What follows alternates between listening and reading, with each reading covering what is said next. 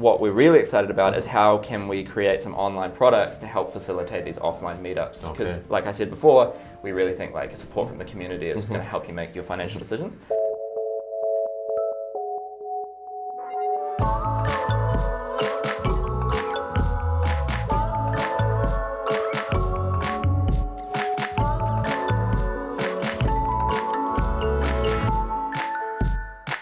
Today I'm joined by Jackson Living, product design lead at Finimize. Hey Jackson. Hey man, how's it going? It's all good, man. Thanks for joining us. Yeah, thanks for having me. Really excited. So to jump straight into it, can we talk about Finimize? What is Finimize? Yeah, sure. So Finimize is a fintech product. It's primarily for young professionals who have some kind of savings, and what we basically try to do is provide them with the tools and information to make more informed financial decisions and essentially become their own financial advisor. Nice. And could we tell us about you yourself? What do you do at Finimize? Yeah, sure. So obviously being a startup, I wear many different hats, but primarily my role kind of as design lead is working on UI, UX, product strategy, and then occasionally I'll jump in and do some front-end dev when needed. I can't say it's probably any good. I'm sure the developers rewrite half my code, but like, I definitely give it a go at least anyway. And if we could find out, it's always helpful to know, especially for like the young designers out there, what was your road to like where you are right now? Where did you start off at? Yeah, sure. So I guess my journey to being a UI, UX or product designer is a little bit different. I actually started off as a furniture designer in New Zealand. Okay. So I studied industrial design at uni, worked as a furniture designer, and kind of as I was doing that, I started like picking up some digital design work and much preferred it to the furniture design. So I moved to Australia, picked up some design work over there, and was lucky to be involved in a few projects, and kind of jumped from Australia to New York, and then around Europe, and then finally settled here a couple of years ago. And then that's how I got to Finimize. Story journey. Interesting that you started off in furniture design. Would you say there are any overlaps, any parallels, anything that you take from furniture design that you use in? Yeah, for sure. I guess like it's kind of the same as most design roles. Like the process is relatively the same. It's just like the medium you're working in is different. So there was a lot of like translational skills, but there's some stuff in design, digital design that there isn't in furniture. Cool. And we'd love to know as well, what is the breakdown of the product team over at Finimize, the product design team, and how do your sprints work? Yeah, sure. So we don't really have like a separate design and product team. It's kind of like very much integrated. So the way that it works is like we've got app and kind of our news product. So I primarily look after the design for the app. Then our kind of growth, who's like a front-end dev / designer, works on the email and those products. And then we have a visual designer that works on all of the kind of illustrations and branding that you see. And then obviously we've got the engineering team, and then our CEO, Maxi, is like very heavily involved in the product design and strategy kind of stuff. He really loves it, so he jumps in where he can. So how big is that team then? So it'd be probably like 12 of us total. Yeah, mostly engineers, but they're all quite product focused anyway. We kind of really focus on that. And how do your sprints work? Is it the usual sort of 2 week sprints? We actually operate more on like a weekly basis. We found that it works better for us, or more specifically for the engineers. The design side of things probably takes maybe a little bit longer. But we work to the engineers more than. And something that like we at the Pulse team are working out ourselves now is how does the design sprint work alongside sort of the dev sprint? Would you say that? So we're getting to a place where we're trying to stay a few sprints ahead of our developers to get them kind of like a. I guess like a backlog of work to get done. How does that work for you guys? Yeah, I mean we're kind of actually going through the same thing at the moment. Like we had a relatively small engineering team. We only up until recently only had like 2 or 3 engineers, and that's kind of like doubled in the last like 2 weeks. So we kind of were okay at like running parallel to each other, but very much so now we are trying to get ahead. And it's not easy, but those darn engineers, they work so fast. I know. All the time. But to jump straight into some of the journeys we have today, the first one that really intrigued me was the Exploring Packs one. We'll just jump into that. So what you do, you land on the Explorer page, and what you get is a load of packs which are separated into subject hierarchies, and then from that you're able to jump into a pack and you'll be able to see how many people have viewed the pack, how many sessions are involved in the pack, when it was last updated, and then just the list of I guess sub chapters in the pack, and then you jump into that and you get to kind of listen to what's said in the pack, and then if you swipe up from the bottom and you get to see what's exactly basically a transcript of what's being read in the pack. Exactly. I think for me, what was really interesting is like, even just especially with Finimize altogether, like with news, the design patterns are already established, like age-old design patterns. So you're not reinventing the wheel here, but you're making like small integral changes, incremental changes to like what we know today, and even including little things like packs. So for me, I want to know, where did this come about? How did the idea for packs come about? Yeah, sure. So the packs idea probably got floated maybe like 18 months ago. Me and the head of design at the time kind of were really impressed and kind of fascinated with what Headspace was doing with like packaging up meditation. Okay. And so like the idea kind of came about there. We started playing with it and kind of didn't really get anywhere. We were focusing on our news products at the time. So we kind of parked it, and then I would say like Q3 of last year, we did this thing called FinLabs, which we host internally kind of every quarter or twice yearly. Okay. Which is essentially just like an internal hackathon. And we just get like everyone involved, so from design through to business development interns, break off into teams, everyone comes up with ideas for either product features or like a complete new business for Finimize. And yeah, the packs kind of resurfaced there, and that's kind of, we ran with it from there. And you're saying, just to deep dive a little bit more into what you said Headspace were doing, what exactly were they doing?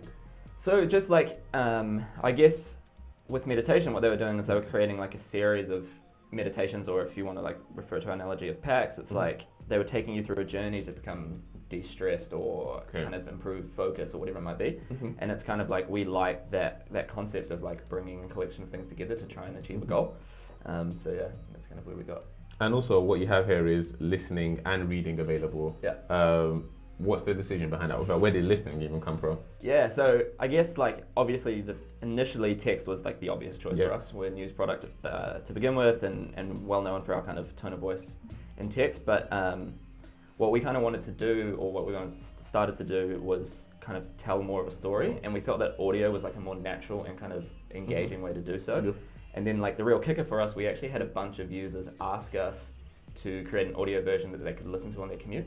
Okay. And so like we wanted to be able to tell stories, and then our users kind of reinforced that idea. So yeah, that's kind of how we decided to do both. And even something you touched on just there is your tone of voice. We even saw it earlier in this journey in the categories towards the bottom. Talk to us through like what decisions go into like your tone of voice, because you mentioned earlier that young professionals are the people you're particularly aiming at. So how have you sort of defined a very specific set of tone of voices? Yeah, sure. I guess we kind of like just strive to kind of democratize financial education. Like it's typically very inaccessible for young people. Not, it's traditionally not taught very well in schools and stuff like that. And there's a lot of jargon, and we just think like the easiest way is just to use like a conversational tone of voice that people can just understand. And it's just quick and easy to get information. So that's kind of why we stick to that. And do you ever get feedback or do you ever worry that people might not take it seriously because it's written in this way? Yeah, I mean, we definitely get some of that kind of feedback, but we're not too worried about it. We see it like everyone should have access, and I think like just because it's not jargon heavy, it doesn't necessarily mean that it's any less informative. So yeah, we kind of do what we do. Don't worry about it too much.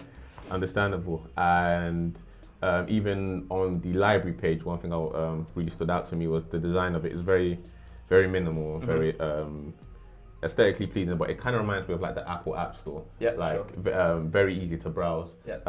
What was the idea behind that? Like, what was the inspiration behind that? Yeah, so I mean, like if you look at Apple, what they've done with their more like editorial side of things that they've just introduced to the App Store, I think it would kind of, obviously on iOS predominantly, but like you're doing a disservice to your users and not kind of serving it, I think, in a minimal way, just because like Apple is obviously, or the App Store specifically, is like the biggest marketplace almost, digitally at least. And we're kind of trying to serve content up in a similar way, and that's kind of why we keep it minimal and I guess it kind of makes it easier, like users don't have to relearn how to use an interface. It's something they're accustomed to doing. Exactly. It's just they know the patterns, and I think it's something important to stick to. That makes sense. And I guess the next journey we have here is the offline packs, which we'll just jump into now. And what you get here is from the same sort of packs explore page, you can then switch into the library tab, which has a list of packs, which I assume this user has previously sort of downloaded, or is that just all packs are listed there? No, so it's just packs that you've started or you've completed. Okay. And basically, we just want to like give you quick access to the things that you are currently listening or reading to. Reading. So. Okay. And what prompted the need for offline packs? Yeah, so we actually did a massive survey, and it kind of goes back to what I was saying before about people like messaging in about wanting to listen to their packs on the commute. Yep. It's like here in the UK and in London specifically, you know, most of our commutes are underground. And if you're lucky enough to get onto that Wi-Fi for the 30 seconds that you're in the station, then maybe you can look at something else. But like, we thought it was really important to make sure that our users could do that on their commute. And you've mentioned a couple of times how you've talked to users and you've got like feedback from users. What is that process like for you? How often are you talking to users? How often are you getting feedback from users? Yeah, so like in person, we probably try to do it whenever we've got like a big design feature that we're trying to get out. But like, we're constantly talking to our users. We're emailing them all the time. We have a lot of like good feedback loops in the app as well. And yeah, we're just kind of constantly talking to them and engaging and understanding how they're using our product. Do you find that because you have and I don't know your experience from other places, you might be able to benchmark it with other places you've been at, you have a younger generation. Do you find that they're more responsive to testing and feedback? And yeah, I think probably. They've obviously grown up with apps and stuff like that, and I think, you know, now there's very much the platforms to be able to kind of communicate with the products that you interact with, and I think because of that, there's probably people are more willing to engage. So. No, I think that's pretty cool. I think a lot of the time, even some of the works we find ourselves on, it's always kind of hard to get people to like offer feedback. There's always like, you always have to think of new design patterns, not dark patterns, but sort of like try to persuade people to get feedback. So I think it's pretty cool to hear that you guys are like able, like it's not as hard of a process for you guys to get feedback. Yeah, and I think the reason for that is actually like, we're probably a little bit different to most fintechs in the sense that like, we were very much a community before we were a product. So like, we had this community that we built up around the news product, and then we decided to build an app to kind of address their needs. So we have like a very active and engaged community anyway. So, and just to deep dive on that a little bit, how did you develop a community? Because from my understanding, you were sending out emails first. So how do you develop a community who are quite engaging, as opposed to people who just sign up for a newsletter and read it and never really engaged with you? Yeah, sure. I guess the biggest thing that we did was our founder and the early team just hosted a bunch of events around London and stuff like that. So like, you know, we probably host one every 6 weeks as like the Finimize company itself, and we regularly get a couple hundred people showing up, and like that's kind of, I think, how we managed to kind of kick that off. And you got any ones coming soon? Yeah, we have one coming up in a couple of weeks, I think. The topic escapes me, but I'm sure like you'll be able to find it on our social media. No worries, guys, stay tuned, and keep up to date with that. Sounds like some exciting stuff, and a bit more on this journey. So you currently have a purple bar to list to show users how much of their journey they've currently sort of read. Is that something that was pretty intuitive to them the minute you launched it? Did you do any testing beforehand? How did that like land with users? Yeah, so to be honest, we probably didn't do enough testing on that to begin with. We haven't heard anything negative about it. Also nothing positive, but we've got a bit of a redesign coming out in the next kind of couple of weeks, which actually changes that a little bit. So yeah, I guess watch out for that. It'll be slightly different. And I know it's a bit nitty gritty, but out of interest, why purple? Like, I guess, but basically it's just like part of our brand palette, and we wanted to keep green specifically for like completion and like feelings of success, and we didn't really want to like apply that to something that you haven't really done or complete, I should say. So yeah, that's kind of like the choice behind that, really. And once again even more nitty gritty, but I'm just always interested in like color psychology. The you are offline tab that drops down from the sky, why is that? Is that pink? Red? That's pink, right? Oh, it's like a a ready pink. Why not like just straight red? Like I guess because like obviously like red is meant to be danger, and that's kind of the intent, right? Is to get your attention. But like we have a very playful tone of voice and visual style, and I think the red came across as being a bit harsh for kind of just our general tone. So we kind of like muted it just a little bit, but kept it vibrant enough. Yeah. And once again, I think that's like always really interesting to see how even just to feed into someone's brand tone of voice, you even have like even color selection has to be considered into exactly. that, and I think that's pretty cool. I guess the next and final journey we're going to jump into is the news and glossary. So what you have here is a news page. You can jump straight into it and you get to scroll through your news page just as normal. And what you also have is highlighted words which you can jump into and find out a bit more about what that word means. Yep. So yeah, that's pretty much this for that for this journey. And then also at the bottom there's a next up page as well. There's a next up article as well. So for me, I think first thing I want to touch on as well before like we even jumped into the journey was the illustrations that you guys, the photos, the images that you guys used are always vibrant, always very like, just a very different, very creative as well. So once again, where does that, is that because of your audience? Where does that come from? Where does the need for that come from? Yeah, so I guess it's the same thing with our tone of voice. Like we're trying to be kind of playful and make finance more engaging. Like we kind of think that traditionally finance can be quite dry, and like we're seeing a bit of a revolution with it now, with everyone trying to kind of democratize that. But we want to make it enjoyable to look at, and to like tell a story, so you don't even really have to read a word before jumping in to know what the article is about. Yeah. And so that's kind of why we design the way that we do. And do you have illustrators on? Yeah, so we have one illustrator. She does everything in the app. So she has a lot of work all the time. Like we're releasing a new pack every week. There's 2 articles every day that gets released with a like kind of custom like article header, I guess.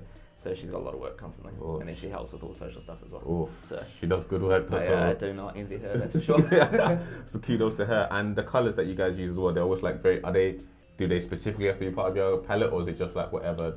Yeah, I mean they all kind of sit within our color. We have a bit of like a pretty broad one just purposely for that. Like otherwise everything would look the same. There is very much like we have our blues and our navies and yellows, and then we kind of like stick to those and bring in some other accents.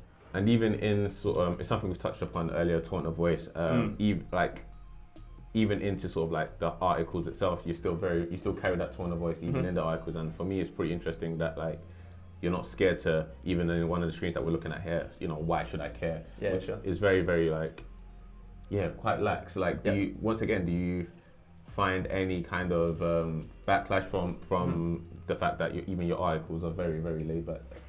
Interestingly, we haven't really had much of that feedback, and I think it goes back to like everyone just wants to be able to quickly consume their content, and I think like if something's riddled with jargon and it's hard to understand, people just can't.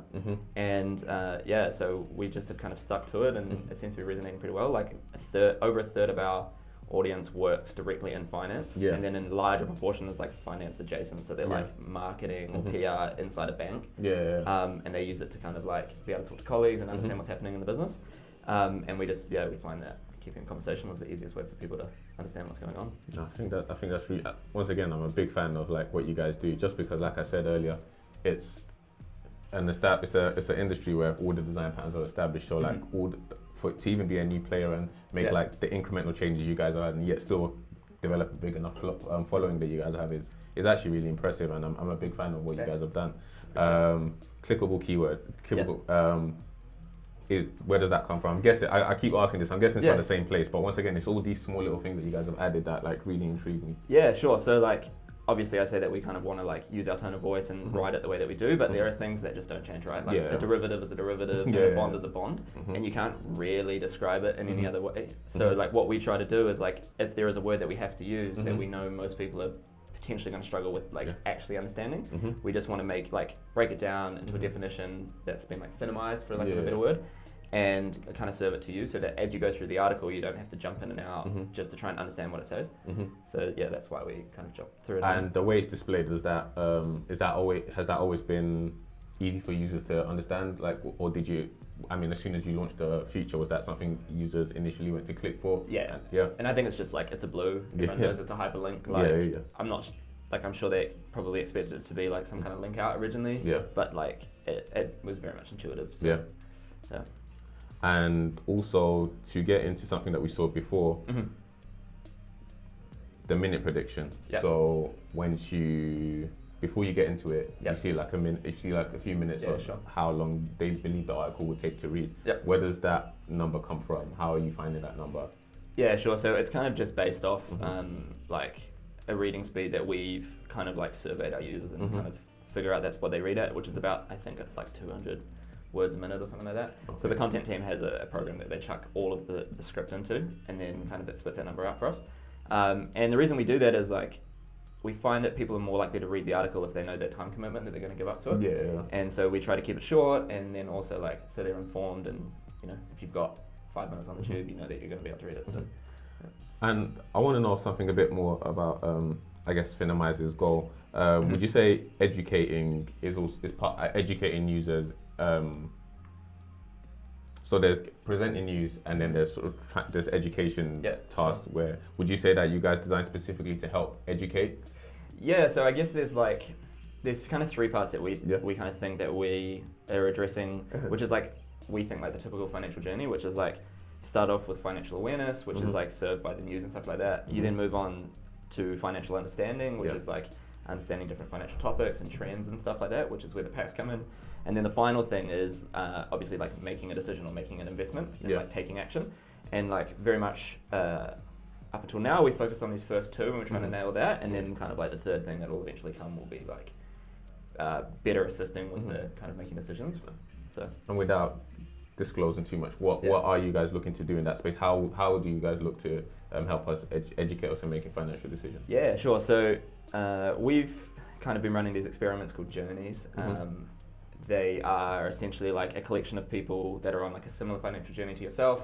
We kind of get them together in like a digital room, and basically they can kind of like talk through their financial experiences and give advice. And what we found is people are more likely to make financial decisions when talking to peers or supported by people that are kind of like going through the same journey, rather than kind of being like talked at by like a traditional financial advisor, because there's no real like common ground there, right? So we're kind of like very much exploring that, and so that's kind of like something that we're really interested in at the moment. No, that's exciting. And when do we look to have that launched? Honestly, I couldn't say the date, but we've had like an MVP out for probably the last kind of like 3 months, and we're kind of like looking to iterate on that, so it shouldn't be too far off.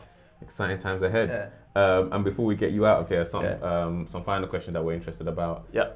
Android. Me and my Huawei don't have access to this right now. So any news on when Android is being released? Yeah, actually, so we've been working on the Android version for probably the last couple of months. So I reckon maybe look out in the Google Play Store in the next few weeks. Might be seeing us there. Exciting times.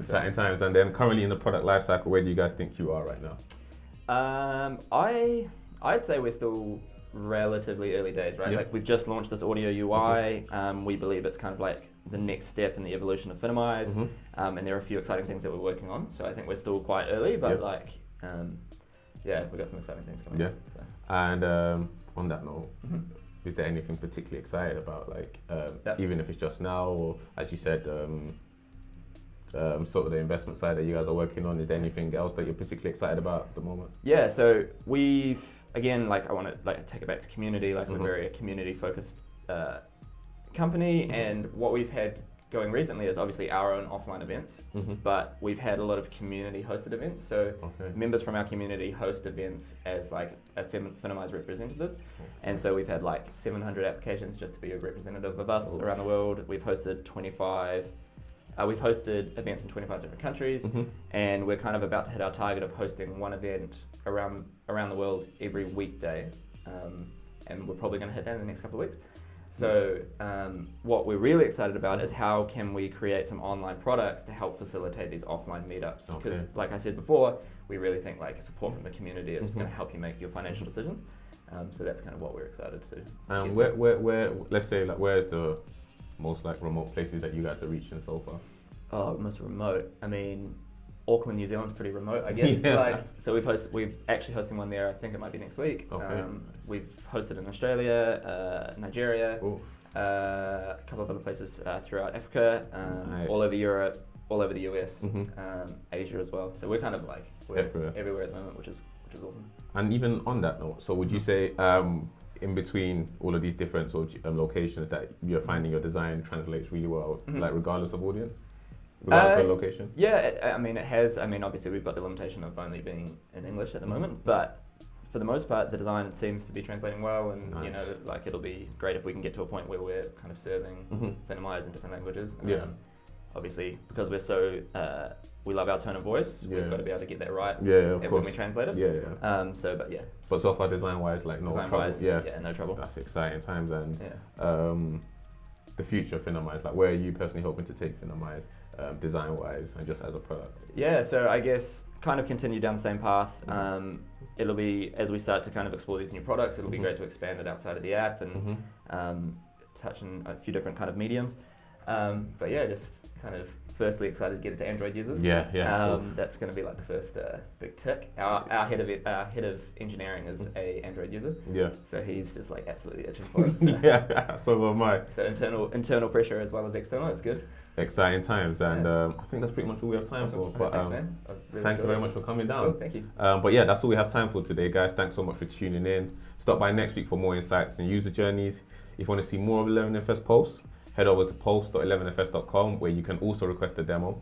If you've got any questions about the product or want to suggest a journey for us to include on our platform or the show, hit us up on post@11fs.com or find us on Twitter @11fspost. Jackson, where can people find out more about you and Finimize? Yeah, cool. So obviously finimize.com, and then just our handle on all social is @Finimize. Nice. So it's very easy. Just have a look. Sweet. You heard it here first, guys. But yeah, it's great, and we'll see you guys next week. Bye for now. Homescreen is a show all about product design, where we showcase some of the best examples of user experiences from the 11FS Pulse research platform. Pulse is what our customers use to do their benchmarking, and it includes over 2,500 user journeys from financial service products all around the world.